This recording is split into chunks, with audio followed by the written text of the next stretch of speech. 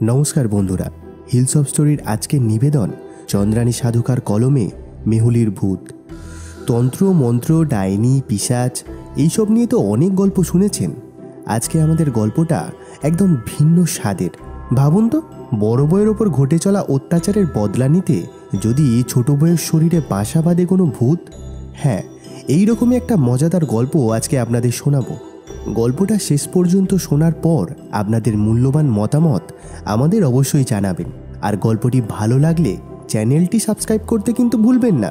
শুরু হচ্ছে আজকের গল্প, মেহুলির ভূত।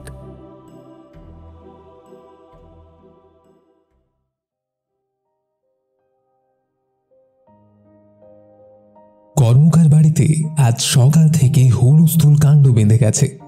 গত 50 বছরে এমন কাণ্ড কেউ দেখেছে বলে তো গ্রামের কারো মনে পড়ে না। সকালেও ব্যাপারটা ঠিক বোঝা যায়নি, তারপর জানাজানি হতে তো হু হু করে ঝড়ের বেগে খবরখানা ছড়িয়ে পড়েছিল। তারপর 5 গান হতে হতে এখন তো এ গ্রাম সে গ্রাম থেকেও লোকজন এসে ভিড় জমাচ্ছে। কেউ মজা দেখতে আসছে, কেউ ভক্তি ভরে আসছে, আবার কেউ আসছে ব্যাপারটা বুঝে নিতে। মোট কথা, কর্মকার বাড়ি এখন লোকে লোকারণ্য। আর হবে নাই বা কেন? এ বাড়ির ছোট বউ মেহুলি গত পরশু কলকাতা থেকে শ্বশুর বাড়িতে এসেছে পারিবারিক কালী পূজায় যোগ দিতে। মেহুলির এটাই প্রথম বছরের পুজো দেখা। গত অগ্রহায়ণে তার বিয়ে হয়েছে। এই বউ গ্রামের রীতি রেওয়াজ কিছুই মানে না। ছেলেদের মতো প্যান্ট শার্ট পরে, নিজেই নাকি গাড়ি ড্রাইভ করে, গ্রামে এসেও টং টং করে ঘুরে বেড়ায়। মস্ত বড়লোক বাপের মেয়ে, নিজেও মস্ত চাকরি করে। হলে কি হবে, দিমাগ নেই কো মোটেই। উল্টে ওর বাড়িতে চলে যায়, মাটির দুয়ারেই ধপ করে বসে পড়ে নির্লজ্জের মতো, দিয়ে বলে, খিদে পেয়ে গেছে ঘুরে ঘুরে, সর্ষের তেল মেখে একটু মুড়ি দাও দেখি। পাড়াপড়শি অবশ্য খুশি হয়। স্বর্ণলতা দু একবার এই ছোট বউকে গ্রামের আদব কায়দা শেখাতে গিয়েছিল, কিন্তু মেহুলি তার কথা ফু দিয়ে উড়িয়ে দিয়ে বলেছিল, তবে আর গ্রামে বিয়ে করলাম কেন? শুনেছি গ্রামে নাকি একে অপরের পরমাত্মীয়র মতো বাস করে, সেই জন্যই তো ওর বাড়ি যাই, খিদে পেলে চেয়ে খাই। স্বর্ণলতা বুঝেছিলেন এ মেয়েকে বাঘ মানানো কঠিন, এ বড় বৌমা নয়, তাই চুপ হয়ে গিয়েছিলেন। নিজেকে সান্ত্বনা দিয়েছিলেন, যাকে 2-4 দিনের জন্যই তো এখানে আসবে, সেই কটা দিন না হয় চোখ বন্ধ করেই থাকবেন তিনি। তার ছোট ছেলে দীপক এক মস্ত পানীয় কোম্পানিতে মস্ত পদে চাকরি করে। মেহুলির বাবা ওই কোম্পানিতে দীপকের ঊর্ধ্বতন কর্তৃপক্ষ বলা যায়। অফিসেরই এক অনুষ্ঠানে মেহুলি এসেছিল বাবার সাথে। তখনই দীপকের সাথে আলাপ প্রলাপের পথ গড়িয়েছিল অল্প কিছুদিনের মধ্যেই। মেহুলি নিজেও চাকরি করে একটা বেসরকারি ব্যাংকে, আর একটি এনজিওর সাথে যুক্ত, যারা সাধারণত ক্ষতিকর কুসংস্কারগুলোর বিজ্ঞান ভিত্তিক ব্যাখ্যা করে মানুষের মন থেকে কুসংস্কার দূর করে। এক নির্মল সমাজ গড়ার লক্ষ্যেই কাজ করে যাচ্ছে। চাকরির বাইরে মেহুলির বাকি সময় কাটত ওই এনজিওর হয়ে কাজ করে। দীপকের সাথে পরিচয় হওয়ার পর দীপকও দু একবার মেহুলিদের কর্মকাণ্ডের শরিক হয়েছিল। তারপর এখন দীপকও ওই এনজিওর এক ভরসার মানুষ। এখন সেই মেহুলিকে কিনা ভূতে ধরল। যেই মেয়েটা ভূতপ্রেত কিছুই মানত না, সেই এখন ভূতের কবলে। গ্রামের নিস্তরঙ্গ জীবনে এক হইচই ফেলা ঘটনা বটে, তাই ঝড়ের বেগে রটে গেছে খবরটা। ফলে কর্মকার বাড়ি এখন লোকে লোকারণ্য। কারোকেই তো কাছে ঘেঁষতে দিচ্ছে না মেহুলি, মানে মেহুলি রূপী ভূত আর কি। একমাত্র বড় বউ কমলাকে যা একটু আধটু পাত্তা দিচ্ছে, সারাক্ষণ বিকট চিৎকার করছে। এক মাথা কোঁকড়ানো চুল পিঠের উপর লুটোপুটি খাচ্ছে, চোখ যেন বন বন করে ঘুরছে, আবার মাঝে মাঝে বিড় বিড় করে বকেছেন, হি হি করে হেসে উঠছে নিজের মনেই। স্বর্ণলতা তো ভয়ই অস্থির হয়ে আছেন। মেহুলির বাপের বাড়িতে খবর দেওয়া হয়েছে। স্বর্ণলতা শুনেছেন ছোট বৌমার বাপের নাকি মেয়ে অন্তপ্রাণ। এখন মেয়ের এই অবস্থার জন্য তো স্বর্ণলতাও কম দায়ী নন। এখন ছোট বৌমার বাপকে কি জবাব দেবেন ভাবলেই ভয়ে বুক হিম হয়ে যাচ্ছে স্বর্ণলতার। এ তো আর বড় বৌমা নয় যার 3 কুলে কেউই নেই, তাই বড় বৌমাকে 2-4 ঘা ধরিয়েও দেন, কিন্তু বলার তো কেউ নেই। মেয়েটাও তেমনি, মুখ বুঝে মার খায়, টু শব্দটিও করে না। ও বড় মা, ছোট বৌদির বাপ মাইছি, তুমি কুতা গো? বাতাসের গলার আওয়াজ পেয়ে নড়ে চড়ে বসেন স্বর্ণলতা। তিনি সাড়া দেন, যাচ্ছি রে। বড় বৌমাকে বল ওনাদের চা জলখাবার এসব দিতে। কথাটা যতটা জোর দিয়ে বলতে চাইলেন, গলার স্বরটা যে ঠিক তেমন জোরদার হয়ে ফুটল না সেটাও বুঝতে পারলেন স্বর্ণলতা। এটাও বুঝতে পারলেন ছোট বৌমার বাপ মার সামনে দাঁড়ানোর মতো মনের বা শরীরের জোরও তিনি যেন আর পাচ্ছেন না। এদিকে নিজের মেয়ে বেলাকেও যেন দেখতে পাচ্ছেন না। বেলাটা থাকলে তবু মনে একটু জোর পেতেন, কিন্তু সেও তো ভয়ে কাঁটা হয়ে আছে। এখন স্বর্ণলতার সব রাগ গিয়ে পড়ল বড় বৌমার উপরেই। মনে মনে ঠিক করলেন, সব যদি ভালোই ভালোই মিটে যায় তাহলে বড় বউয়ের পিঠে আস্ত চেলা কাঠ না ভেঙে তিনি জল গ্রহণ করবেন না। ও বর্মা, বাইরে এসো না গো। বাতাসের ঝংকার ভরা গলার আওয়াজ আবারও শুনতে পেলেন স্বর্ণলতা। তিনি জবাব না দিয়ে ধীরে ধীরে বেরিয়ে এলেন ঠাকুরঘর থেকে। বাতাসি তাকে দেখেই ঝাঁঝিয়ে উঠল। ঠাকুর ঘরে লুককে বসে থাকলে কি তোমার পাপের ভার কমে যাবে? নাও, এখন ছোট বৌদির বাপ মাকে গিয়ে কি জবাব দেবে দাও। এ তো বড় বৌদি নয় যে মেরে কুটে ফেললেও কেউ কিছু বলতে আসবে না। বাতাসের কথা শুনে বুকের ভিতরে সেই আতঙ্কটা আবারও যেন ধাক্কা করে উঠল। তবু তিনি মুখে বলতে ছাড়লেন না, বাতাসে, তোর কিন্তু বড় বার বেড়েছে। আমার সাথে এইভাবে কথা বলিস কোন সাহসে শুনি? এই বাড়ি থেকে কিন্তু তোর অন্য জলপাট একেবারে ঘুচে যাবে বলে দিচ্ছি।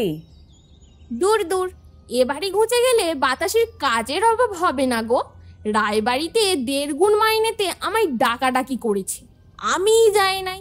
সেই বড় খোকার কাঁথা কাচার কাজে ঢুকেছিলাম তোমার শাশুড়ির আমলে, তিনিই আমাকে রেখেছিলেন।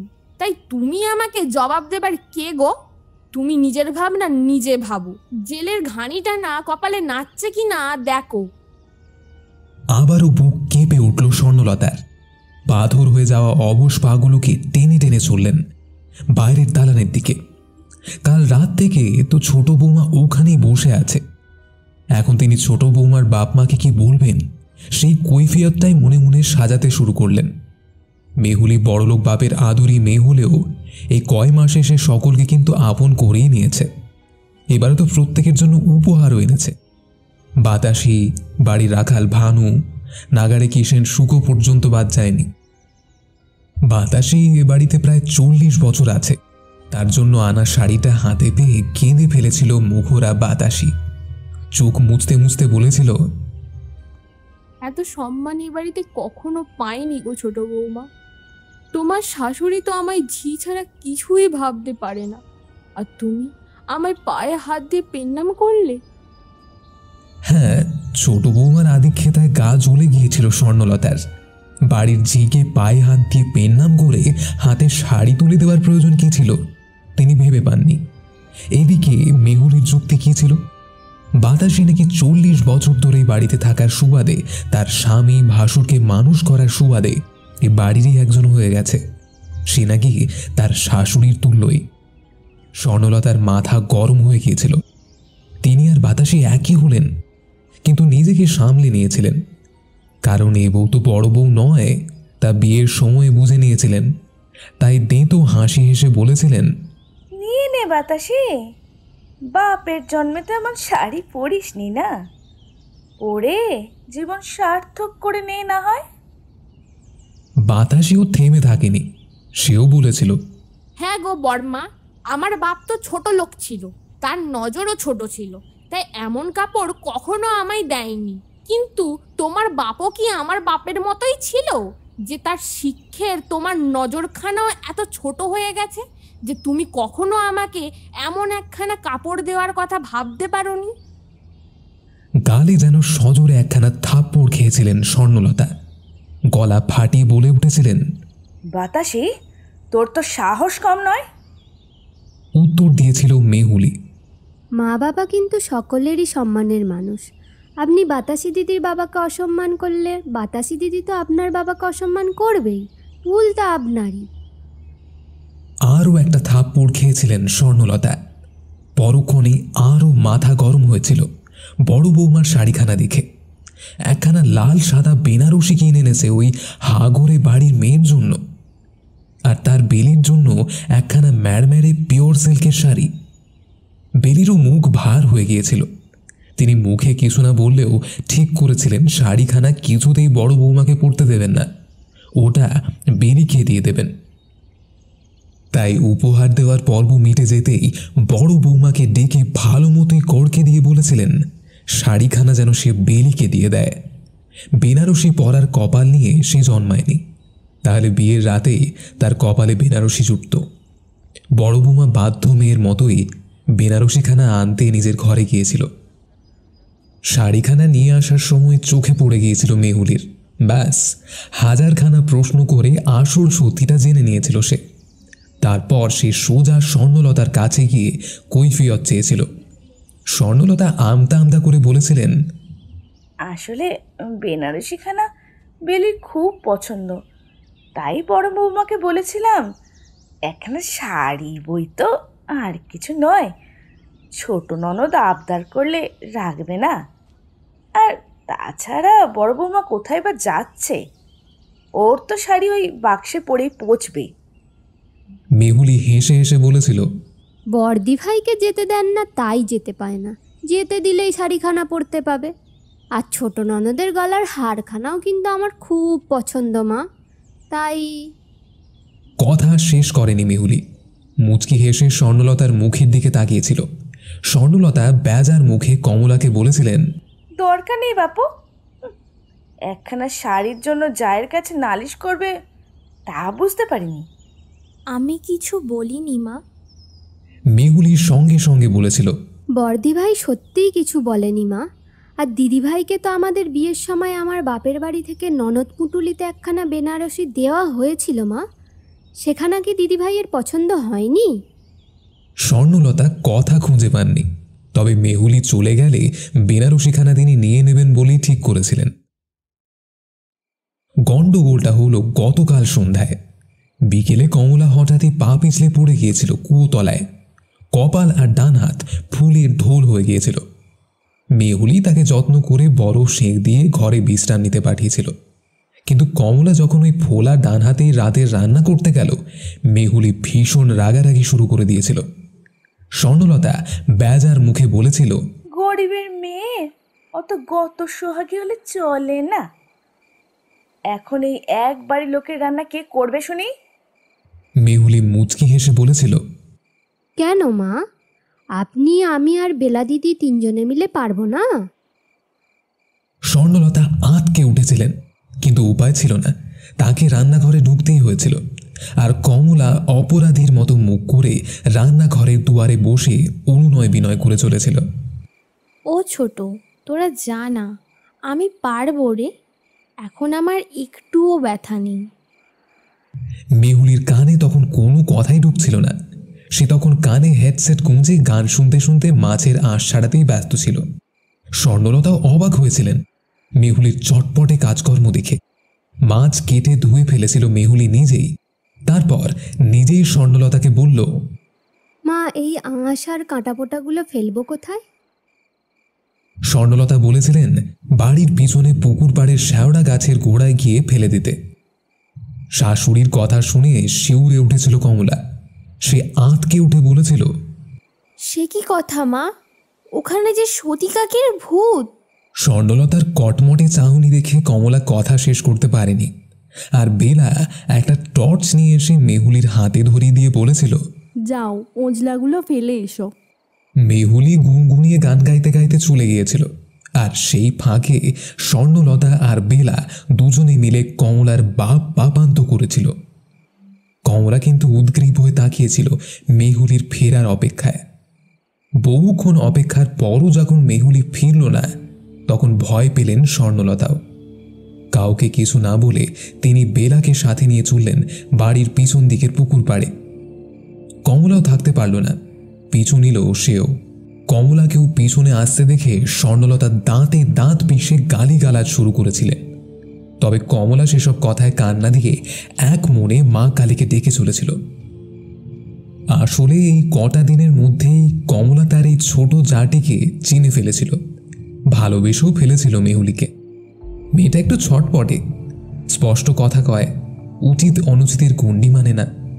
অন্তত যে সব কাজে তুমি মেয়ে তাই এসব করতে নেই জাতীয় বিধিনিষেধ আছে, সেই কাজগুলোতেই তার আবার বেশি ঝোঁক। মেহুলির এই বাঁধন না মানা স্বভাবটাই যেন কমলাকে বেশি টানে। আবার কখনো মনে হয় বড়লোক বাবার আদরি মেয়েরাই সবাই বোধহয় সবই পারে, কারণ ওই একই কাজ যদি কমলা করতে যায় তাহলে এই কর্মকার বাড়িতে যে তার ঠাঁই হবে না সে ভালো মতোই জানে। কমলার এক এক সময় মনে হয় জুলকি নদীর জলে কলসি দড়ি নিয়ে ডুবে মরতে, কিন্তু পরক্ষণেই ছেলের মুখটা ভেসে ওঠে চোখের সামনে।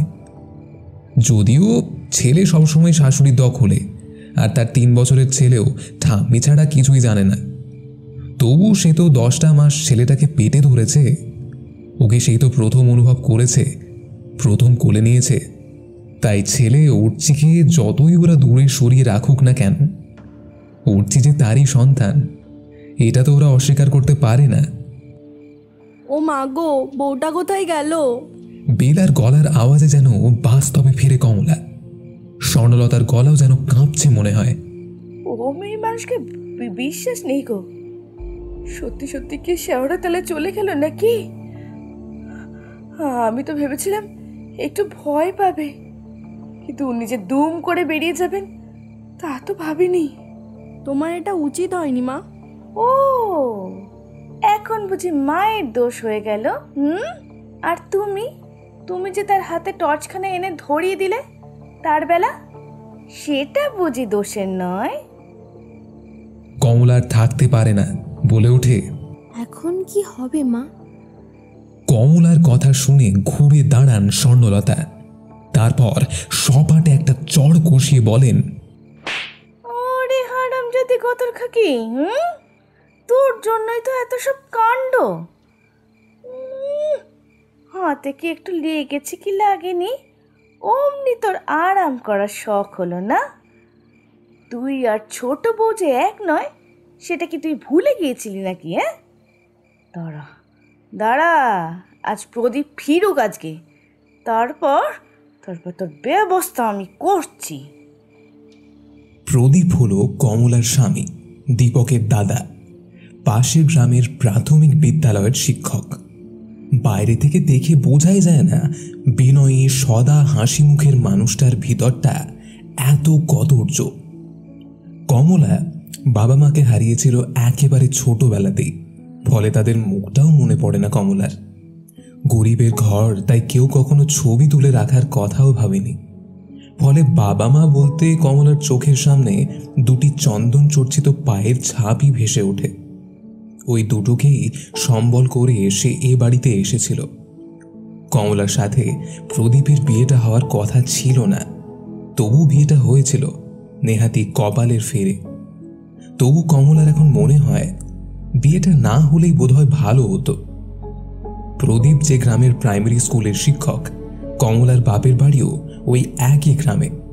অবশ্য বাপের বাড়ি নয়, জ্যাঠার বাড়ি বলাই ভালো, কারণ কমলা বড় হওয়ার পর দেখেছিল তার বাবার ভাগের কোনো ঘর পর্যন্ত নেই, জমি জমা তো বহু দূরের কথা।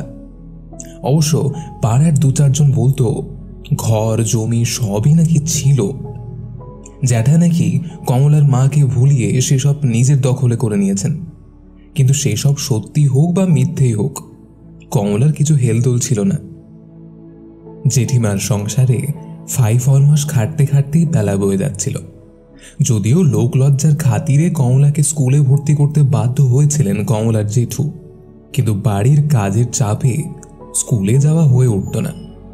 কিন্তু তাতেও পরীক্ষার ফল বেরোলে দেখা যেত কমলার নামটা প্রথম 10-এর মধ্যেই জলজল করছে। ক্লাস 5 পর্যন্ত এভাবেই গ্রামের প্রাইমারি স্কুলেই পড়াশোনা চলছিল কমলার, কিন্তু ক্লাস 6-এ আর ভর্তি হওয়া হয়নি কমলার। একে তো স্কুল বেশ দূরে, তাই কমলা যদি স্কুল চলে যায় সংসার অচল হয়ে যাবে। অতি শিক্ষিত হলে গরিবের ঘরে বড় পাওয়া যাবে না। মোট কথা জ্যাঠা জেঠিমার নানা যুক্তিতে ক্লাস 6-এ আর ভর্তি হওয়া হলো না কমলার। বেশ কটা বছর কাটল। জেঠিমা যতই কম খেতে দিক, যৌবন কিন্তু কমলার শরীরে বাসা বাঁধতে ভুলে যায়নি। কমলার বাড়ন্ত গড়ন কমলাকে বয়সের তুলনায় আরও বড় দেখাতো যেন। ইতিমধ্যে স্কুলে স্কুলে চালু হয়েছে মিড ডে মিল প্রকল্প। কমলাদের গ্রামের প্রাইমারি স্কুলের দুজন রাঁধুনির একজন ছিলেন কমলাদের প্রতিবেশী। তিনি যেদিন অসুস্থ হতেন বা কোথাও যেতেন, সেই দিনগুলোতে কমলা স্কুলে অন্য রাঁধুনিকে সাহায্য করতে যেত। এতে অবশ্য জেঠিমা আপত্তি করতেন না, কারণ কমলা যখন বাড়ি আসতো তখন বেঁচে যাওয়া ভাত তরকারি গুছিয়ে নিয়ে আসতো। তখন প্রদীপকে দেখেছিল কমলা। সুন্দর কন্দর্পকান্তি নতুন মাস্টারকে দেখে পায়ে হাত দিয়ে পেন্নামও করেছিল। দু একটা কথাও হতো মাস্টার মশাইয়ের সাথে। সেই সুবাদেই প্রদীপ তাকে বলেছিল প্রাইভেটেও মাধ্যমিক পরীক্ষা দেওয়া যায়। কমলা যদি চায় প্রদীপ সব ব্যবস্থা করে দেবে। মেধাবী কমলা আবারও স্বপ্ন দেখতে শুরু করলো, আকাশ ছোঁয়ার স্বপ্ন, পড়াশুনো করে দিদিমণি হওয়ার স্বপ্ন। প্রদীপ কয়েকটা বইও জোগাড় করে দিয়েছিল, তবে এগুলো যে সবই ফাঁকিবাজি সেটা কমলাও যেমন বোঝেননি স্কুলের হেডমাস্টার মশাইও। এই সময় একদিন স্কুলে রান্নার কাজে সাহায্য করতে গিয়েছিল। সেদিন সকাল থেকেই বৃষ্টি পড়ছিল। স্কুলেও ছাত্রছাত্রীর উপস্থিতির সংখ্যা বেশ কম। কোনো রকমে খিচুড়ি আর ডিম ভাজা করে ছাত্রছাত্রীদের খাওয়ানোর সিদ্ধান্ত নিয়েছিলেন হেডমাস্টার মশাই। সেই মতোই রান্না হয়েছিল। বাচ্চাদের খাওয়া হয়ে গেলে ছুটিও দিয়ে দেওয়া হয়েছিল। কমলাও বাসনপত্র মেজে রান্নাঘরে গুছিয়ে রেখে যখন বাড়ির পথে রওনা হয়েছিল, তখন প্রদীপ তাকে বলেছিল দরকারি কথা আছে। কমলা যেন পাল বাগানে দাঁড়ায়। পাল বাগান হলো একটা ঘন আম কাঁঠালের বন। কমলার বাড়ি যাওয়ার শর্টকাট রাস্তা ওটাই। দিনের বেলাতেও ঘন অন্ধকার হয়ে থাকে যেন। আর এমন বৃষ্টিমাখা মেঘলা দিন হলে তো কথাই নেই। কোনো এক পাল বাড়ি এর মালিক। কমলা কিন্তু তলিয়ে কিছুই ভাবেনি। হাতে খিচুড়ির বালতি নিয়েই সে পাল বাগানে অপেক্ষা করেছিল প্রদীপের জন্য। প্রদীপও এসেছিল ঝড়ের বেগে সাইকেল চড়ে। সাইকেল থেকে নেমে কমলা কিছু বোঝার আগেই প্রদীপ তাকে সপাটে বুকের সাথে জড়িয়ে ধরেছিল। কমলা ঘাবড়ে গিয়ে চিৎকার করে উঠতেই প্রদীপ তার মুখ টিপে ধরে বলেছিল সে অনেক টাকা দেবে কমলাকে, মাধ্যমিক পরীক্ষার ব্যবস্থা করে দেবে। তাই কমলা যেন বিনিময়ে চুপচাপই থাকে। কমলা বুঝতে পেরেছিল কি ঘটতে চলেছে। শুরু হয়েছিল প্রবল ধস্তাধস্তি। বালতি ভরা খাবার ছিটকে পড়েছিল মাটিতে। সর্বনাশটা ঘটার আগে যেন দেবদূতের মতো পালবাগানে হাজির হয়েছিলেন হেডমাস্টার মশাই। তিনিও বাড়ি ফেরার তাড়ায় ওই রাস্তায় আসছিলেন। তিনি ওদের এই অবস্থায় দেখে চমকে উঠেছিলেন। নিজের চোখকেও যেন বিশ্বাস করতে পারেননি। তারপর তার চেঁচামেচিতে জড়ো হয়েছিল অন্যান্য শিক্ষক শিক্ষিকারা। তারাও বাড়ি ফেরার ব্যস্ততায় সেদিন ওই সবার এড়িয়ে যাওয়ার পথটাই ধরেছিলেন। প্রদীপ সবার সামনে হাত জোড় করে বলেছিল সে কমলাকে ভালোবাসে, তাই তো তার পড়াশোনা নিয়ে এত ভাবছে। কিন্তু প্রদীপের এই অভিনয়ে হেডমাস্টার মশাই আর ভোলেননি। তিনি একেবারে রায় শোনানোর ভঙ্গিতেই বলেছিলেন, তবে তো মিটেই গেল, আজই তোমাকে কমলাকে বিয়ে করতে হবে। প্রদীপ আমতা আমতা করলেও অবিশ্বাস্যভাবে নেপথ্যে ঘটনাটুকু গোপন রেখেই গ্রামবাসীদের সহায়তায় কমলার বিয়েটা হয়ে গেলেও কর্মকার বাড়িতে কমলার প্রবেশটা এত সহজ হয়নি। যদিও সবার চোখে প্রদীপ একেবারে মহান হয়ে গিয়েছিল। পরে হেডমাস্টার মশাই বলেছিলেন কমলার আগামী দিনগুলোতে যাতে সম্মান বজায় থাকে, তাই এই সত্যটুকু গোপন রাখাই শ্রেয়। ওদিকে প্রবল জনমতের বিরুদ্ধে যেতে না পেরে স্বর্ণলতা কমলাকে বাড়িতে ঢুকতে দিলেও বাতাসির চেয়ে বেশি সম্মান কমলার জোটেনি। স্বর্ণলতা অবশ্য গোপন সত্যটুকু জানেন। তার মতে পুরুষ মানুষের অমন একটু আধটু দোষ থাকেই। দোষ নাকি কমলারই। সে নিশ্চয়ই কোনো ছলা কলা দেখিয়েছিল। কমলার ঘেন্না হয় এই মানুষগুলোকে, তবুও এদের সাথেই থাকতে হয় তাকে, এদেরই খেদমত খাটতে হয় তাকে। ছোট বৌমা, ও ছোট বৌমা। স্বর্ণলতার কাঁপা কাঁপা গলার আওয়াজে অতীত থেকে বর্তমানে ফেরে কমলা। বেলাও গলা তুলে মেহুলিকে ডাকতে থাকে। কমলাও থাকতে পারেনি, সেও গলা তুলে ডাকতে শুরু করেছিল। ও ছোট ছোট, কোথায় তুই? সাড়া দে না বোন। বেলার হাতের হেরিকেনের আলোতেই সকলের চোখে পড়েছিল মেহুলিকে। শেওড়া গাছের গোড়াটাতেই পা ছড়িয়ে বসে আছে সে। তিনজনের ডাকাডাকি তার কানে পৌঁছাচ্ছে বলে মনে হচ্ছিল না। চোখ দুটো বড় বড়, বিড়বিড় করে আপন মনে কথা বলছে। এক মাথা কোঁকড়ানো চুল যেন সাপের মতো লটপট করে ঝুলছে। নাকের পাটা ফুলে উঠছে মাঝে মধ্যেই, কখনো খিলখিল করে হেসে উঠছে সে। হঠাৎই চোখ পাকিয়ে স্বর্ণলতার দিকে তাকিয়েছিল মেহুলি। ভারী বিকৃত গলায় বলে উঠেছিল, কি রে পুটি, বউটাকে ভর সন্ধেবেলা এখানে পাঠিয়েছিলি কোন মতলবে? ভয় পেয়েছিলেন স্বর্ণলতা। ভয়ার্ত গলাতেই বলেছিলেন, তুমি কে? আমার ডাক নাম যে পুটি, তা তুমি জানলে কি করে? স্বর্ণলতার প্রশ্ন শুনে অস্বাভাবিক স্বরের একটা ক্ষণক্ষণে হাসি ছুড়ে দিয়ে মেহুলি বলে ওঠে, আমাকে চিনতে ভুল হওয়ার কথা তো নয় রে পুটি। এ বাড়িতে একমাত্র আমিই তো তোকে তোর বাপের বাড়ির নামে ডাকতাম। বাকিরা তো সোনা বউ বলেই ডাকতো। তারাও বেশি আড়ালে বলতো নামেই সোনা, মন তো পাঁকে ভরা। স্বর্ণলতা ভয়ার্ত গলায় আবারও প্রশ্ন করেন। তুমি কি সত্যি কাকি? মেহুলি উত্তর না দিয়ে আবারও ক্ষণক্ষণে গলায় হেসে ওঠে। সে হাসি শুনে হাতের হেরিকেনটা ফেলে বেলা। ও বাবা গো, বলে সোজা দৌড় দেয় ভিতর বাড়ির দিকে। সেদিকে তাকিয়েও মেহুলি হি হি করে হাসতে থাকে। ওদিকে স্বর্ণলতার মুখে আর কথা সরছিল না। সতী কাকি একমাত্র তাকে পুঁটি বলে ডাকত। এই কথা তো মিছে নয়।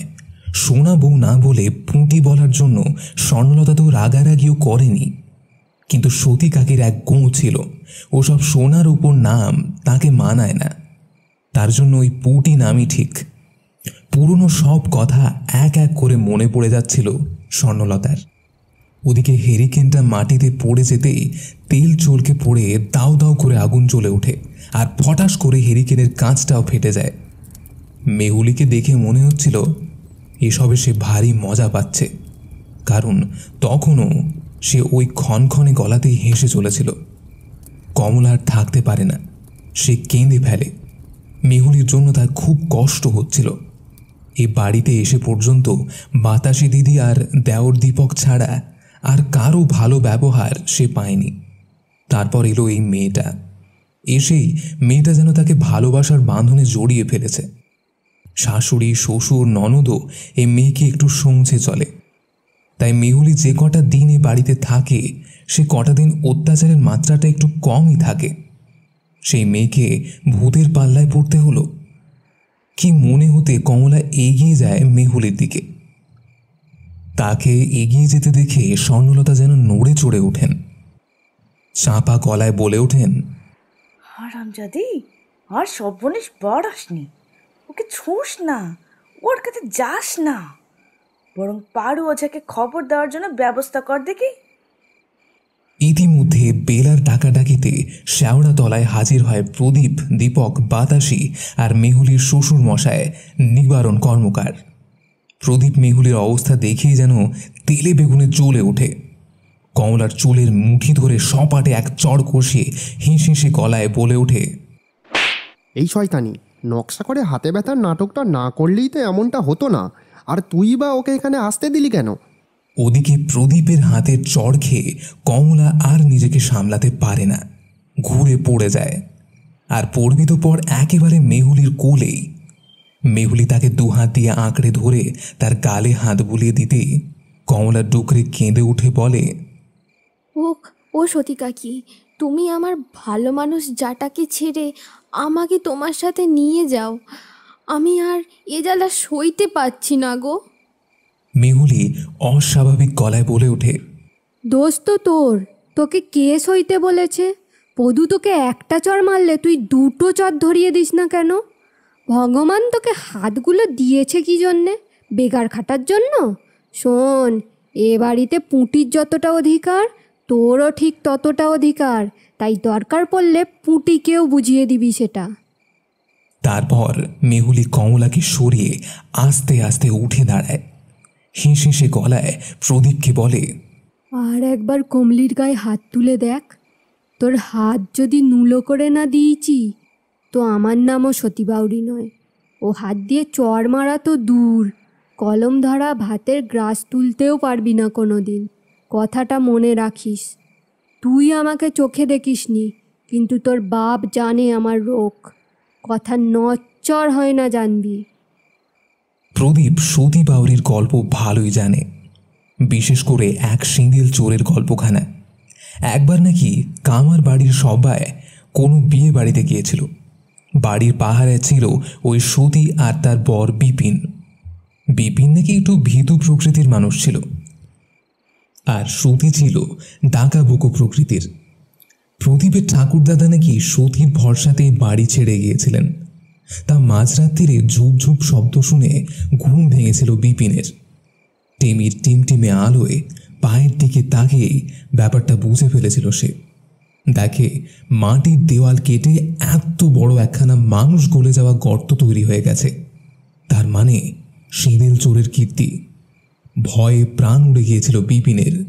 ভয়ে সতীকেও ডাকতে পারছিল না, কিন্তু পরক্ষণেই দেখে সতী হাতে একখানা রাম দা নিয়ে ঠিক ওই সিঁধের পাশেই বসে পড়েছে। বিপিনের চোখে চোখ পড়তে সতী চোখ পাকিয়ে ঠোঁটে আঙুল দিয়ে চুপ করে থাকতে বলে তাকে।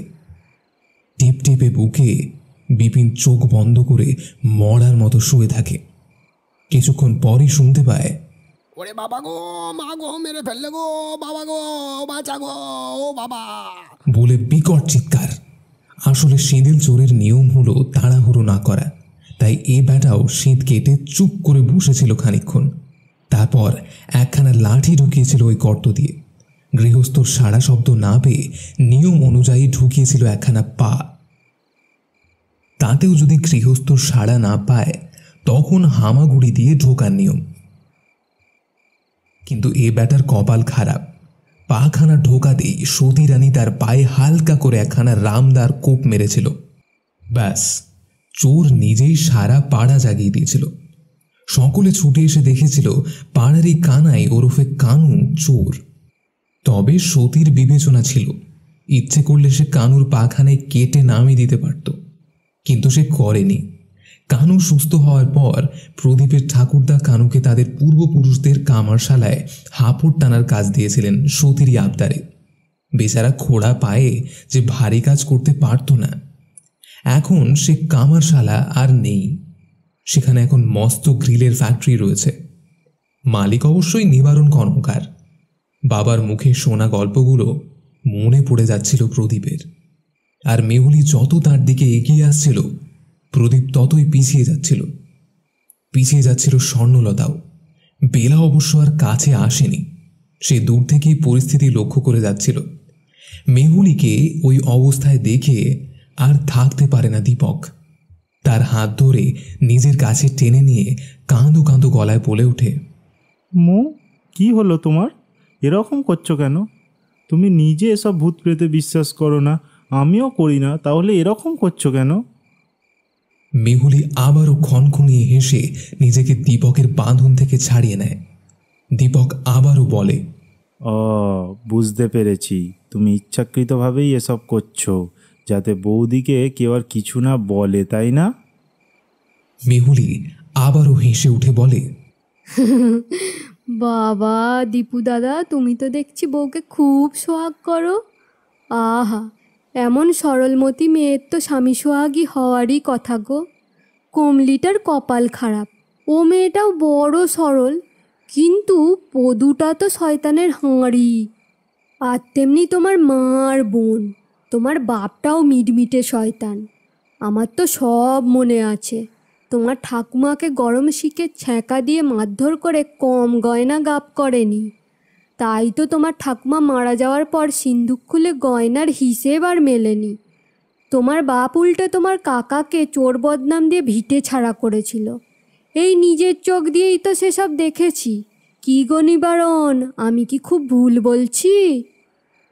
দীপক লক্ষ্য করে তার বাবার মুখে যেন ভয়ের ছায়া নেমেছে। হঠাৎই বাতাসি ছুটে এসে গড় করে প্রণাম করে মেহুলিকে, তারপর বলে, ও সতী ঠাকুমা, আমাকে চিনতে পারছো? মেহুলির গলায় এবার যেন স্নেহের ছোঁয়া লাগে। বলে, চিনবনি? তুই তো আমার বাতাস গো, এখনো এখানে পড়ে আছিস লাথি ঝাঁটা খেয়ে? বেইমানিটা শিখতে পারলি নি এখনো? বাতাসি যেন খুশিতে ডগমগ হয়ে ওঠে। বলে, ও ঠাকুমা, ছোট বউকে আর কষ্ট দিও না, মেয়েটা খুব ভালো, ওকে ছেড়ে দাও না গো। বাতাসির কথা শুনে আবারও হেসে ওঠে মেহুলি। বলে, আমি তো এত সহজে যাব বলে ছোট নাথ বউয়ের ঘাড়ে চাপিনি রে, অনেক হিসেব বাকি আছে যে। এখন আমি ভেতর বাড়িতে যাব, বুঝলি? চল দেখি। মেহুলি বাতাসি আর কমলার হাত ধরে ভিতর বাড়ির দিকে এগিয়ে যায়। তার পিছু নেয় সবাই, শুধু দীপকই যেন একটু থমকে যায়। এবার কলকাতাতেই দীপকের কাছে সতী কাকির গল্প শুনেছিল মেহুলি। তখনই সে বলেছিল, দিদিভাইয়ের উপর অত্যাচার বন্ধ করতে হলে আমাকে ওই ভূতে ধরা মানে সতী কাকি সাজারি নাটক করতে হবে, বুঝলে? যে পুজোর যে মন্ত্র। দীপক সায় দিয়েছিল। সত্যি, মা, দাদা আর বেলা বড্ড অত্যাচার করে সরল মানুষটার ওপর। বাবারও যেন প্রচ্ছন্ন সায় আছে মনে হয়। দীপক একবার বলতে গিয়ে দাদার কাছে অপমানিত হয়েছে। প্রদীপ বলেছে, দেখ, এটা আমাদের স্বামী স্ত্রীর ব্যাপার, এ ব্যাপারে তোর কথা না বললেও চলবে। তারপর দীপককে নিয়ে কমলার সাথে বাজে ইঙ্গিত করতেও ছাড়েনি। সেসব কথাও মেহুলিকে বলেছে দীপক। তারপরে এই প্ল্যানটার ফাইনাল স্ক্রিপ্টও তৈরি হয় যে কোনো সুযোগে মেহুলি ভূতে পাওয়ার নাটক শুরু করে দেবে। ব্যাপারটা মেহুলির বাবা মা এমনকি পুলিশ অফিসার মামাও জানে, কিন্তু দীপকের খটকা লাগছে অন্যত্র। বাবা যে ঠাকুমার গয়না আত্মসাৎ করেছিল, মাকে সতী কাকি পুঁটি বলে রাখত, এসব কথা মেহুলি জানল কিভাবে? এসব তো দীপক নিজেও জানে না। সতী কাকিকে তো সে কখনো চোখেই দেখেনি। তাহলে অদ্ভুত এক ভয় যেন ঘিরে ধরল দীপককে। দীপকের মনে একটা খটকা যেন কাঁটার মতো বিঁধতে লাগলো। মেহুলি যে এই নাটকটা করবে সেটা দীপক জানত। সেরকম মানসিক প্রস্তুতি নিয়েই ওরা এসেছিল। পরিকল্পনা মাফিক মেহুলির বাবা মাকেও খবর দেওয়া হবে ঠিক সময়ে। কিন্তু দীপকের খটকা লাগছে অন্য জায়গায়। এত খুঁটিনাটি কথা মেহুলি জানল কিভাবে? সে মেহুলির চোখের দিকে তাকিয়েও বোঝার চেষ্টা করেছিল, কিন্তু মেহুলির চোখে চোখ পড়তে তার মনে হয়েছিল এ যেন এক অচেনা মেহুলি।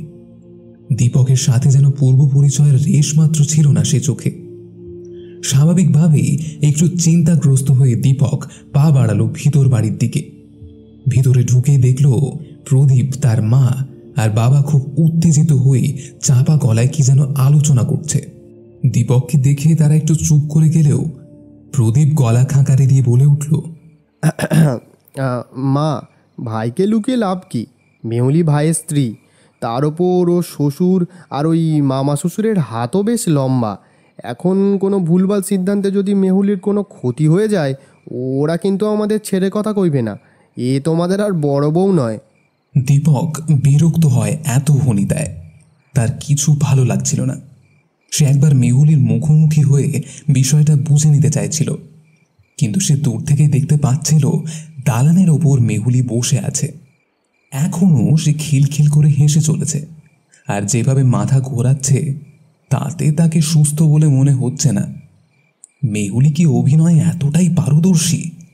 আবারও মনটা খচখচ করে ওঠে দীপকের, আর সে বিরক্তিটা প্রকাশ করে ফেলে। সে একটু মেজাজ দেখিয়ে বলে, কি বলতে চাইছিস? পরিষ্কার করে বল। কি হলে কি হবে সে ভাবনা পরে ভাবলেও চলবে। এখন মেহুলি কিভাবে সুস্থ হবে আমি সেটা নিয়েই ভাবছি। প্রদীপ নয়, এবার মুখ খোলেন নিবারণ কর্মকারী। গলার স্বরটা যতদূর সম্ভব নরম করেই বলেন, দেখো দীপু, সতী কাকি মানে ছোট বৌমা যা বলছে তা কিন্তু একেবারেই মিথ্যে নয়। আমি তোমাদের ঠাকুমা মানে আমার মাকে সত্যিই লোহার শিক পুড়িয়ে ছ্যাঁকা দিয়ে কিছু ভারী ভারী গয়না ঝেপে দিয়েছিলুম। তারপর ওই সব গয়না বিক্রি করে আমি একটা গ্রিলের কারখানা শুরু করি, আর কিছুদিনের মধ্যেই সে কারখানা ফুলে ফেঁপে বিরাট হয়ে ওঠে। মা মারা যাবার পর সেই কারণেই মায়ের সিন্দুকের গয়নার হিসাব মেলেনি, কিন্তু মা যে চালাকি করে সিন্দুকের মধ্যে ভুল বানানে আঁকা বাঁকা অক্ষরে তার গয়নার একটা ফর্দ রেখে গিয়েছিল সেটা আমি জানতাম না। সেই ফর্দর একটা নকল ছিল ভাইয়ের কাছে, আর একটা ছিল সতী কাকির কাছে। তিনটে ফর্দ মিলে গেলেও গয়নার হিসেব না মেলায় আমি আর স্বর্ণ তোমার কাকাকে চোর বদনাম দিয়ে এ বাড়ি ছেড়ে চলে যেতে বাধ্য করেছিলাম। নিরুপমও আর কখনো ফিরে আসেনি। মা মারা যাবার পর সতী কাকি আর বছর খানেক বেঁচেছিলেন। সে সবই বুঝতে পেরেছিল। পরে আমিও জেনেছিলাম মা ওই গয়নার ফর্দটা সতী কাকির বুদ্ধিতেই করেছিলেন। আসলে সতী কাকি এ বাড়িতে কাজের লোক হলেও মায়ের সাথে তার সম্পর্কটা ছিল একেবারে ওই দুই সখীর মতো। ঠাকুরদা ও সতী কাকির বুদ্ধির ওপর বেশ ভরসা করতেন।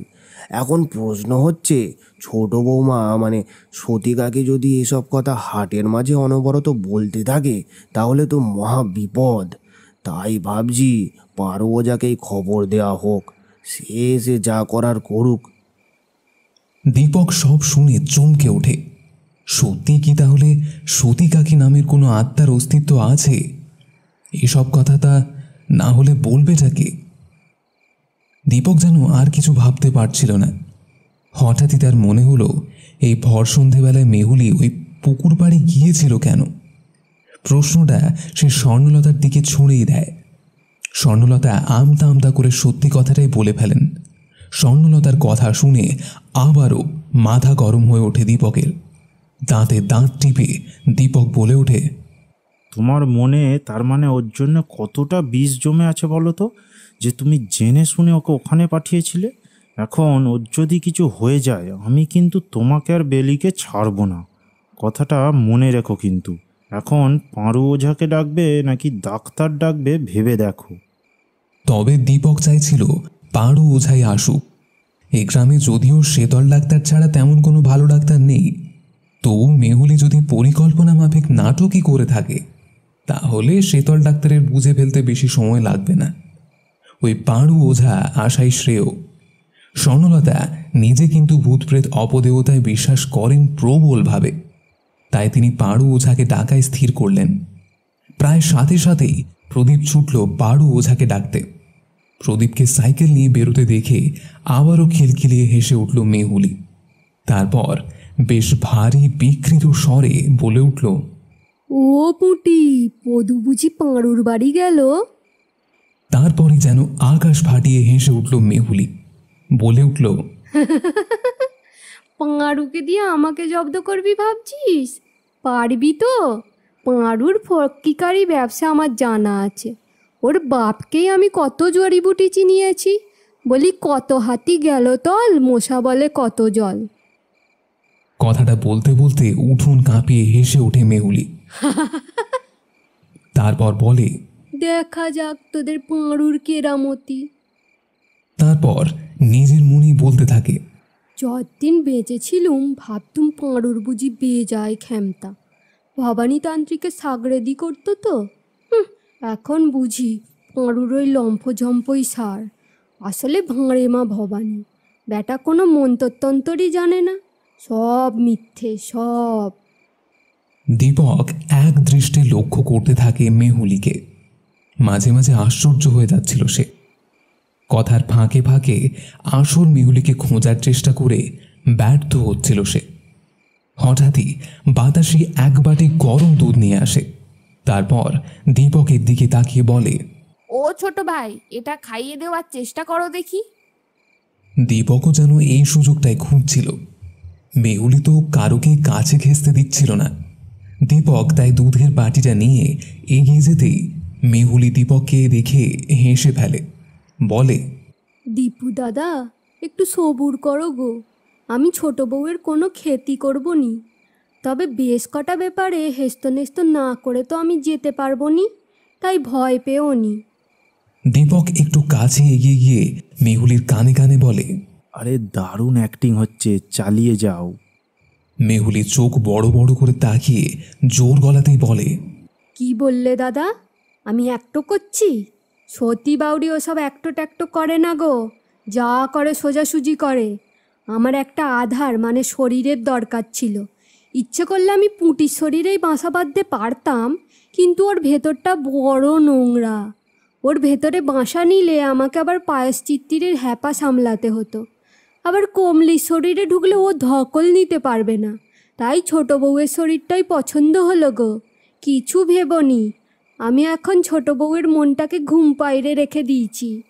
ও কিচ্ছুটিও জানতে পারছে না, তবে শরীরটার যত্ন দরকার আছে। তাই দুধটুকু দাও, খেয়েই ফেলি। আর বাতাস। ডাক শুনে এগিয়ে আসে বাতাসি, বলে, বলো কাকি, কি বলছো? মেহুলি বলে ওঠে, পুঁটিকে বলতো নিজের হাতে মাছগুলো রেঁধে ফেলতে। আজ আমি আর বড়নাথ বউ পাশাপাশি বসে খাবো। আজ পুঁটি নিজের হাতে বড় বউকে রেঁধে খাওয়াবে। বাতাসিকে কিছু বলতে হয় না, স্বর্ণলতা সবই শুনতে পান, কিন্তু তিনি নড়েন না ওখান থেকে। তা দেখে মেহুলি আবারও হুঙ্কার দিয়ে ওঠে, কিরে পুঁটি, কথা কানে গেল না? আর শোন, পাঁড়ুটারও এক মুঠো চাল নিস। এত রাতে ও আর কোথায় ভাত খাবে বল? দীপক অবাক হয়ে যাচ্ছিল। মেহুলি এত সাবলীলভাবে গ্রাম্য ভাষায় কথা বলে যাচ্ছে কিভাবে? তবে কি মেহুলি সত্যি অভিনয় করছে না? সত্যি কি মেহুলির শরীরে অন্য কেউ বাসা বেঁধেছে? পরক্ষণেই বিদ্রোহ করে ওঠে দীপকের মন। ছি, সে যুক্তি ও বিজ্ঞানের একনিষ্ঠ কর্মী, সে কিনা ভূতের অস্তিত্বে বিশ্বাস করে ফেলছে। দীপকের ভাবান্তর দেখে মেহুলি আবারও হেসে বলে, কি গো দীপু দাদা, কি ভাবছো? তুমি অবশ্য কোনোদিনই আমার থাকাটা বিশ্বাস করতে না।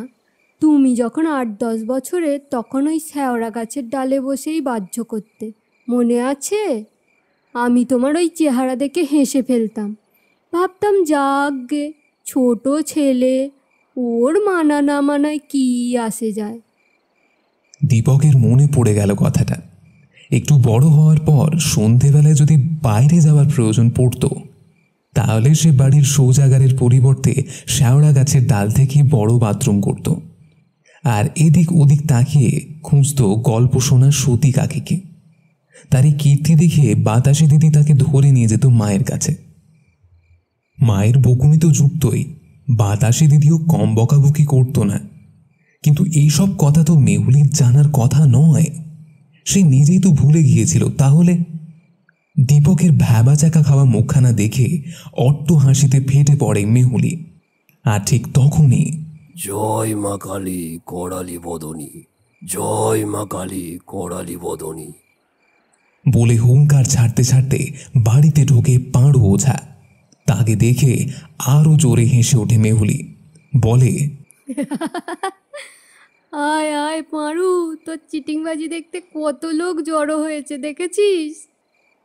টকটকে লাল ধুতি আর গায়ে লাল উত্তরীয় চড়ানো পাঁড়ু নেশাতোর ঢুলু ঢুলু চোখে হুঙ্কার দিয়ে বলে ওঠে, তোর সাহস তো কম নয়, আমাকে চিটিংবাজ বলিস? তোর মরণ পাকা গজিয়েছে, বুঝতেই পারছি। মেহুলি আরো হেসে বলে, তুই কি শুধু চিটিংবাজ, তুই তো ধান্দাবাজও রে। ইতিমধ্যে চিৎকার চেঁচামেচি শুনে পাড়াপড়শিরা জড়ো হয়েছিল কর্মকার বাড়ির উঠোনে। 2 দিন পরেই এই বাড়িতে পুজো, তার আগেই তামাশা। সকলেই বেশ ভয় ভক্তি মেশা একটা তামাশার সন্ধান পেয়েছিল। এত লোকের মাঝে মেহুলির তাচ্ছিল্যটা পাড়ু ওধার বোধ হয় ঠিক সহ্য হয় না। সে তার ঝোলা থেকে বের করে আনে এক বড় সড়ো পাতি লেবু আর একটা বড় ছুরি।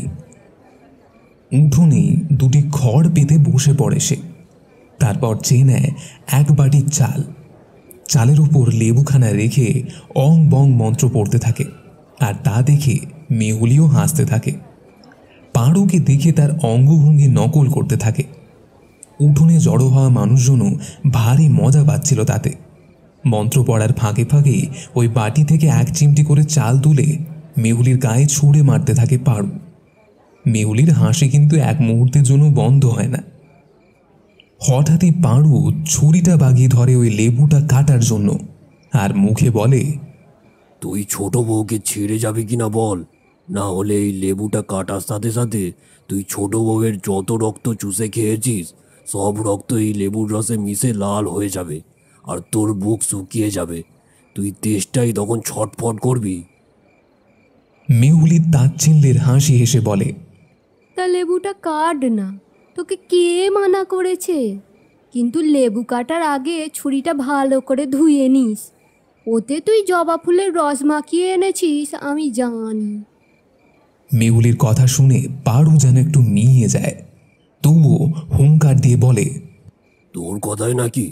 এ ছুরি এখন মন্তর সিদ্ধ, ধুয়ে নিলে মন্তরের তেজ চলে যাবে। তুই ভয় পেয়েছিস সেটাই বল না। দূর ছাগল, তোকে ভয় পাবো কেন রে? তোর দৌড় তো আমার জানা আছে। এদিকে পাড়ুর হেনস্থা দেখে পাড়াপড়শিরা বেশ মজা পাচ্ছিল। সতী কাকির গল্প এই মুলুকে লোকের মুখে মুখে চালু আছে। সতী কাকি নাকি এক ডাকাবুকো মহিলা ছিলেন অসম্ভব সৎ। এই কামার বাড়ির পিছনে শ্যাওড়া গাছটার পাশে একটা মাটির ঘরে থাকতেন সতী কাকি আর বিপিন কাকা। নিঃসন্তান মানুষ দুটো পাড়াপড়শি সকলের আপদে বিপদে ছুটে যেতেন। বিপিন কাকা মারা গিয়েছিলেন 3 দিনের জ্বরে। তারপর ওই ঘরে একাই থাকতেন সতী কাকি। তিনি মারা গিয়েছিলেন হার্ট অ্যাটাকে। কখন মারা গিয়েছিলেন কেউ জানতেও পারেনি। বাতাসি খোঁজ নিতে গিয়ে দেখেছিল সতী কাকি মরে পড়ে আছে। নিঃসন্তান ছিলেন বলে তার সৎকার হলেও পারলৌকিক ক্রিয়াকর্ম কিছুই হয়নি। এক সময় তার মাটির ঘরটাও মাটির সাথে মিশে যায়, শুধু রয়ে যায় শ্যাওড়া গাছটা আর সতী কাকির গল্প। এখন সতী কাকির কথা শুনে পাড়াপড়শিরাও দাবি করতে থাকে ছুরিটা ধুয়েই লেবু কাটতে হবে। পাড়ু রাজি হয় না তাতে, তার রাগ চড়তে থাকে। নেশায় ঢুলু ঢুলু চোখ দুটোতে যেন আগুন জ্বলে ওঠে। হঠাৎই সে উঠোনের একপাশে পড়ে থাকা উঠোন ঝাঁট দেওয়ার ঠ্যাংরাখানা হাতে তুলে নিয়ে বলে, তবে রে শয়তানি, দাঁড়া, এক্ষুনি তোর মজা দেখাচ্ছি, দাঁড়া, এখন দাঁড়া তুই। বলে ছুটে যায় মেহুলির দিকে। পাড়ুকে এইভাবে ঝাঁটা হাতে তেড়ে আসতে দেখে মেহুলির চেহারাটাই যেন পাল্টে গেল। ছিলে ছেঁড়া ধনুকের মতো সেও ছিটকে দাঁড়িয়ে পড়ল। তারপর চোখের পলকে পাড়ুর হাত থেকে ঝাঁটাটা কেড়ে নিয়ে সপাসপ বসিয়ে দিল পাড়ুর বস্ত্রহীন হাড় সর্বস্ব খোলা পিঠে। আর ওই মুড়ো থ্যাংরার ঘা পড়তেই পাড়ুর ব্যাঘ্র গর্জন থেমে গিয়ে বেচারির মুখ দিয়ে বেরিয়ে এলো বিড়াল কান্না। ও মা গো, বাবা গো, মেরে ফেললো গো, এ তো সাংঘাতিক পেতনি গো, বাবা গো। মেহুলি আরও বেশ কয়েকটা ঘা দিয়ে বলল, বল, আর লোক ঠকানো ব্যবসা করবি? হ্যাঁ, তুই যে মন্তর কিছুই জানিস না সেইটে কবুল কর এখানে। গ্রামের 16 আনার লোকজনের সামনে বল, আর কখনো এই লোক ঠকানো ব্যবসা করবি না। পাড়ু বোধহয় এতটা আশা করেনি, তাই সে নিরাপদ দূরত্বে গিয়ে নিবারণ কর্মকারের উদ্দেশ্যে বলল, ও নিবারণ দা, এ আমার দ্বারা হবে না গো। এ হলো মহা ঘোরের বেদনি। সতী বাউরি জীবন্তকালে কম লোককে তো অদিষ্ট করেনি। এখন যদি অনুমতি দাও তো আমার এক স্যাঙাতকে খবর পাঠাই, দুজনে মিলে ওকে বাগ করতে অসুবিধে হবে না গো। এ ভিটে তো দূর, ওকে আমরা এর তল্লাট ছাড়া করে ছাড়বো। নিবারণ কর্মকার কিছু বলার আগেই তেড়ে আসে মেহুলি। তবে রে মিচকে পোড়া শয়তান, ভাবছিস নাগালের বাইরে গিয়ে নতুন নকশা করবি? তবে তুই সতী বাউরিকে এখনো চিনিসনি। পাড়ুর পিঠে আরও 2-4টে থ্যাংড়ার ঘা মেরে পাড়ুর প্যাকাটির মতো হাতটা চেপে ধরে বিকৃত স্বরে মেহুলি বলে ওঠে, আগে তো নিজেকে বাঁচা, তারপর স্যাঙাতকে ডাকবি। মেহুলির হাতের মুঠো থেকে কিছুতেই নিজের হাতটা ছাড়াতে পারছিল না পাড়ু। একে নেশায় চুর, তার ওপর ভয়ে কাঁপতে শুরু করেছিল সে। তার অবস্থা দেখে মেহুলি খলখল করে হাসছিল পাড়াপড়শিও। পাড়ুর এমন হেনস্থা অনেকেই উপভোগ করছিল। পাড়ুও বুঝতে পারছিল এ সাঁড়াশি বন্দর থেকে তার হাত ছাড়িয়ে নেওয়া খুবই কঠিন। তার লম্ফজম্প ক্রমশ কমে আসছিল। এক সময় সে উবু হয়ে বসে পড়ে উঠোনে। তার হাত তখনও মেহুলির বজ্র কঠিন বাঁধনে ধরা। প্রায় কাঁদো কাঁদো কণ্ঠে পাড়ু বলে ওঠে, ও নিবারণ দা, এ কি দাঁড়ানো আমার কম নয় গো, এখন তুমি আমায় বাঁচাও। নিবারণ কিছু বলার আগেই মেহুলি তার হাতে একটা মোক্ষম মোচড় দেয়। পাড়ু আবারও বলে, বাবা গো, মা গো, মেরে ফেললো গো, পেতনিতে মেরে ফেললো গো। বলে চিৎকার করে ওঠে। তখন মেহুলি বলে, শয়তান, এখন নকশা করে নাটক করা হচ্ছে? আগে বল, তুই যা করিস সব মিথ্যে, লোক ঠকিয়ে বেড়াস, না হলে তোর এই পাটকাঠির মতো হাত আমি ভেঙে দেব বলে দিচ্ছি। পাড়ু হাতের ব্যথায় চিৎকার করে ওঠে। তারপর প্রায় কেঁদে ফেলেই বলে, গো, আমি কিছুই পারি না, গরুর কাছে নেশা ভাঙছাড়া কোনো শিক্ষে করতে পারিনি আমি। তারপর মেহুলির দিকে মুখ ফিরিয়ে বলে, এবার এবার আমার হাতটা ছেড়ে দাও গো সতী কাকি, আমি নাক দিতে দিতে চলে যাব, আর এই ব্যবসা করব না, কথা দিচ্ছি আমি। মেহুলি হাতটা না ছেড়েই বলে, গ্রামের 16 আনার সামনে কথা দিচ্ছিস তো?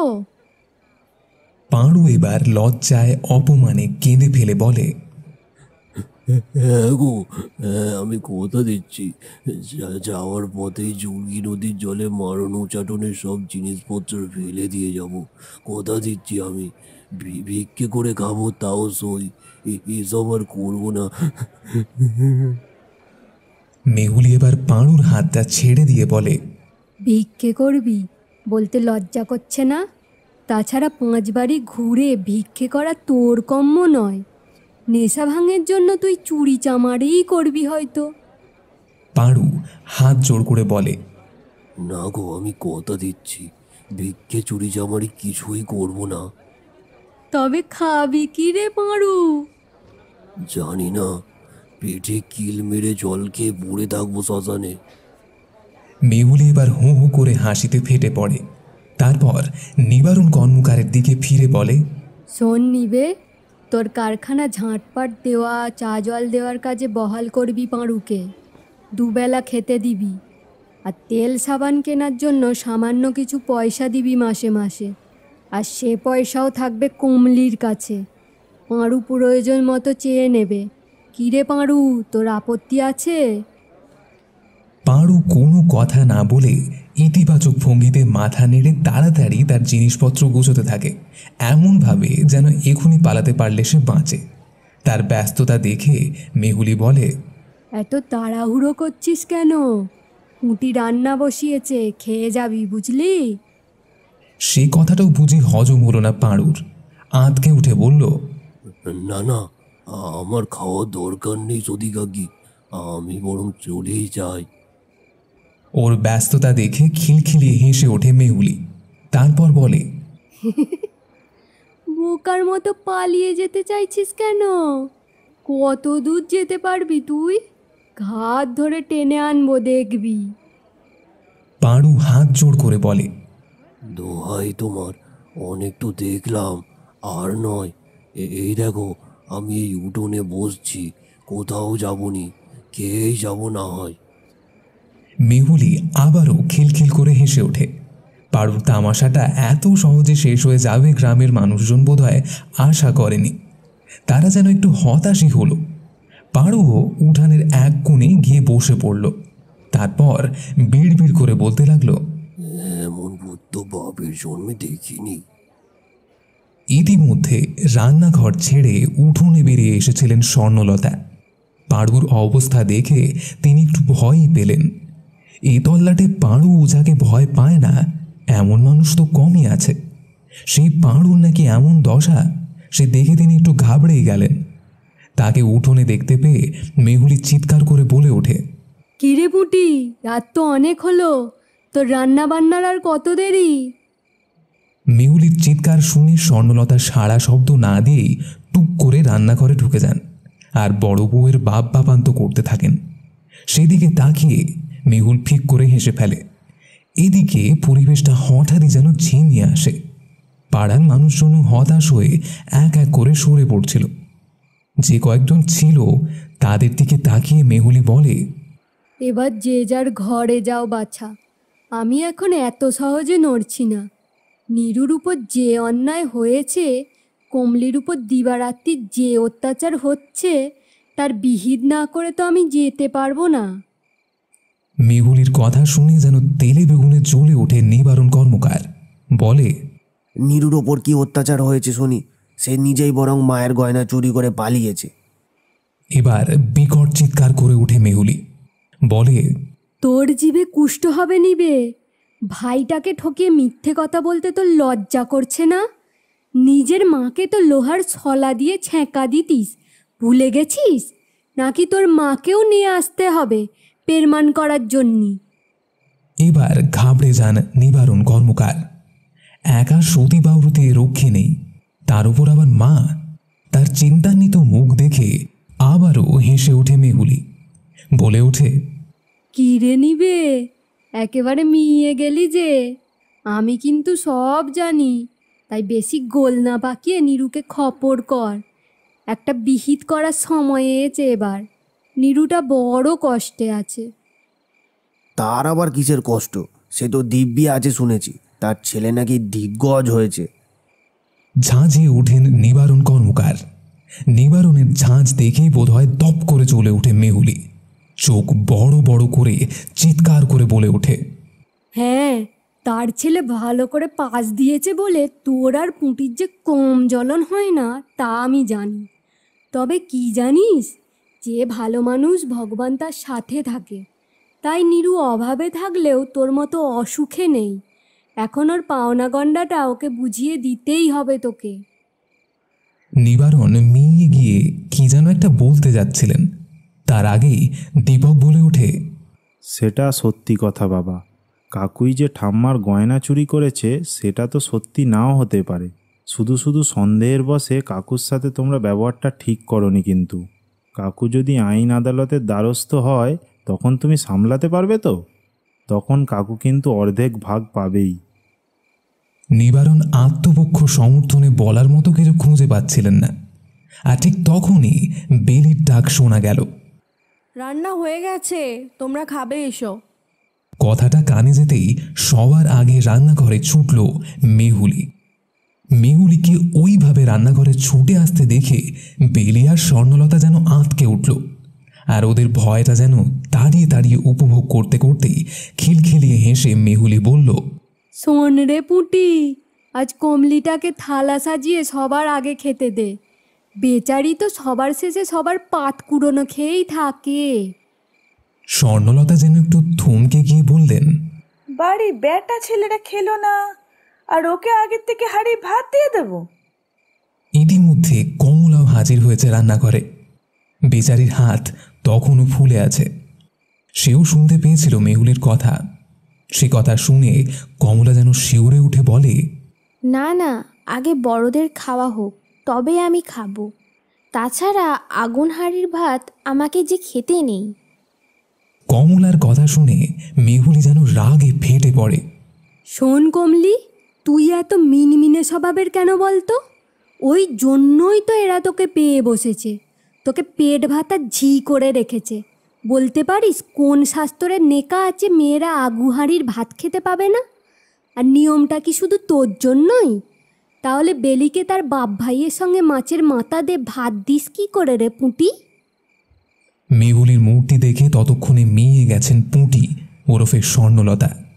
তবুও মিনমিন করে বললেন, আসলে মেয়েটা দুদিন বাপের বাড়িতে এসেছে তাই। ও, আর যে মেয়েটার বাপের বাড়ি নেই সে বুঝি লাতি ঝাঁটা সবার পাত কুড়োনো খেয়ে থাকবে, তাই তো? স্বর্ণলতা আমতা আমতা করে কিছু বলার আগে মেহুলি বলে ওঠে, তবে তো পুঁটি তোরও ঘোর বিপদ রে। তোরও তো বাপের বাড়ি সেই কবেই ঘুচে গেছে। বাপমা মোড়ে ভূত হয়ে গেছে। আর তোর মুখের চোটে তো তোর ভাই বউরা পাত্তা দেয় না। তাই তোরও তাহলে ওই কমলির মতো সবার শেষে পাত কুড়োনোই খাওয়া উচিত, তাই তো? স্বর্ণলতার মুখে কথা সরে না। তিনি যেন জল ছাড়া মাছের মতোই ধড়ফড় করতে থাকেন। পরিস্থিতি সামাল দিতে বেলি তাড়াহুড়ো করে বলে, এসো এসো বৌদি, আজ না হয় তুমিই আগে খাও। আজ বলে নয়, এবার থেকে প্রত্যেক দিনই ও সবার সাথে বসে খাবে। কথাটা মনে রাখিস তোরা। ওর সাথে তোরা কি ব্যবহার করছিস সেদিক মানে আজ থেকে আমার নজর থাকবে। 19-20 করেছিস কি দেবো টুঁটিটা টিপে। মেহুলির চোখ ঘোরা আর ঘন ঘন নাকের পাটা ফোলানো দেখে বেলির মুখ দিয়ে অস্ফুট আর্তনাদ বেরিয়ে আসে। ও বাবা গো, মেহুলি ওই রকম ভয়ঙ্কর মূর্তিতেই বলে, বাপকে কেন ডাকছিস লো? তার ব্যবস্থাও করব কালকে। এখন এক এক করে খেতে দে দেখি। স্বর্ণলতার কথা না বাড়িয়ে খেতে দেওয়ার ব্যবস্থা করেন। রান্নাঘরের দুয়ারে সার বেঁধে খেতে বসে সকলে। বাতাসে পরিবেশন করতে থাকে। উঠোনের এক পাশে পাঁড়ুকেও খেতে দেওয়া হয়। পাঁড়ুকে দেখে বোঝা যাচ্ছিল বহুদিন সে পেট ভরে খায়নি। একই রকমভাবে মন দিয়ে খাচ্ছিল কমলাও। তার দশাও যে পাঁড়ুর মতোই। খাওয়ার পর মেহুলি রূপী সতী কাকি জলদগম্ভীর গলায় হাঁক পারলেন, নিভে, ইদিক মানে শোন একবার। আবারও সকলে শঙ্কিত হয়ে উঠল। পায়ে পায়ে সকলে এসে জড়ো হলো, কিন্তু সবচেয়ে বেশি চিন্তার ভাঁজ পড়েছিল যেন দীপকের মুখে। নিবারণ কর্মকার ভয়ে ভয়ে সামনে এসে দাঁড়াতেই মেহুলি প্রশ্ন করে, নিরুকে আসার জন্য খুবড়ি করেছিস? নিবারণ ঘাড় কাত করে বলেন, হ্যাঁ, লোক পাঠিয়েছি, তবে এখনো সে ফেরেনি। মেহুলি বলে ওঠে, যত রাতই হোক, নিরু কি কয়েছে আমাকে অবশ্য জানাবি। আমি তো আর তোদের মতো ঘুমুই না, তাই খবরটা জানাতে ভুল হয় না যেন। তারপরে মেহুলি ফেরে প্রদীপের দিকে, চোখ পাকিয়ে বলে, শোন পদু, রোজ রাতে বউটা তোর গা হাত পা টিপে দেয় জানি, তারপরও 19-20 হলে তুই চত্থাপ্পড় মারিস সেটাও জানি। বউ হলো ঘরের লক্ষ্মী, সে আপদে বিপদে নিশ্চয়ই সেবা করবে তোর, কিন্তু রোজ রাতের ওই নিয়মটা তোকে পাল্টাতে হবে বাছা। প্রদীপ উত্তর দেয় না। তার মাথাটা ঝুলে পড়ে বুকের কাছে। আর সে দৃশ্য দেখে হি হি করে প্রেতিনীর মতোই হেসে ওঠে মেহুলি। বলে, বউ ঠেঙানো মাস্টারের তাহলে লজ্জা হয় দেখছি। শোন, চুন হলুদ গরম করে ঘরে নে যা, বউয়ের হাতে ভালো করে প্রলেপ দিবি। ওর হাত সারানোর ভার তোর, আর যতদিন না ওর হাত ছাড়ছে রান্না বান্না সামলাবে পুঁটি আর বেলি। আর এ কথার যেন নড়চড় না হয়। মেহুলির কথা শুনে আবারও যেন ধড়ফড়িয়ে ওঠে কমলা। বলে, ও সতী ঠাকুমা, আমার হাত ভালো হয়ে গেছে গো, কাল থেকেই আমি সব কাজ করতে পারবো গো। মেহুলি বিকট এক ধমক দিয়ে চোখ পাকিয়ে কমলাকে চুপ করিয়ে দিয়ে প্রদীপকে বলে, শোন পদু, ভাবিস না বন্ধ দরজার আড়ালে বউটাকে হেনস্থা করলে আমি টের পাবুনি। তাই বলে দিচ্ছি, আমার কথার যেন অমান্যি না হয়। প্রদীপ মিনমিন করে বলে, না না না কি ঠাকুমা, তো তোমার কথার অমান্য হবে নে গো। মেহুলি এবার ফিক করে হেসে ফেলে বাতাসিকে বলে, ও বাতাস, আজ আর তুই যেন বাড়ি যাসনি। আমি দালানে যাচ্ছি, তুই আজকে রাতটা আমার সাথেই থাকবি বুঝলি। বাতাসি যেন একটু ঘাবড়ে যায়। ধূপ গিলে বলে, তো তোমার কাছে রাতে আমি থাকবো, বাড়ি যাব না? দূর পোড়ার মুখী, বাড়িতে তোর আছেটাকে শুনি। তোর বেটা আর বেটার বউ ঘুমিয়ে কাদা দেখকে যা। তবে হ্যাঁ, আমার সাথে থাকতে কি তোর ভয় হচ্ছে না কি রে? আবারও খিলখিলিয়ে হেসে ওঠে মেহুলি। তারপর বলে, তোর মনটা বড় পরিষ্কার রে, তোর খেতি করার সাধ্যি আমার নেই। আসলে যাদের মন পরিষ্কার হয় তাদের খেতি আমরা করতে পারি না রে। মেহুলির কথা শুনে বাতাসি যে খুব একটা ভরসা পেয়েছে বলে মনে হয় না। তখন স্বর্ণলতা ভয়ার্ত গলাতেই বলে ওঠেন, ও বাতাসি, বাতাসি, কাকি যা বলছে শোন না মা, শোন না। আমি না হয় পারুকে দিয়ে তোর বাড়িতে খুপড়ি দিয়ে দিচ্ছি। কাকি তো বললো তোর কোনো ভয় নেই। আজকে রাতটা থেকে যা না মা। বাতাসি এবার চোখ ঘুরিয়ে তাকায় স্বর্ণলতার দিকে খিক খিক করে হেসে বলে, মা গো, ভূতের কি মহিমা! হারামজাদি বাতাসি থেকে একেবারে মা বলে ডেকে ফেললেন আমায়। তাহলে তো থাকতেই হবে। তবে হ্যাঁ, ভূতের ভয়ে যদি মরে যায় তাহলে কিন্তু কাল থেকে জোড়া ভূতের নৃত্য দেখতে পাবে। কথাটা মনে রেখো কিন্তু। শেষ হলো মেহুলির ভূত গল্পের প্রথম পর্ব। গল্পটি আপনাদের কেমন লাগলো কমেন্ট বক্সে জানাতে কিন্তু ভুলবেন না। আর চ্যানেলটি না সাবস্ক্রাইব করা থাকলে অবশ্যই সাবস্ক্রাইব করে দেবেন, আর লাইক অ্যান্ড শেয়ার করতে কিন্তু ভুলবেন না। এই গল্পের দ্বিতীয় পর্ব নিয়ে আমরা খুব তাড়াতাড়ি ফিরবো আপনাদের কাছে। ততদিন ভালো থাকবেন, সুস্থ থাকবেন।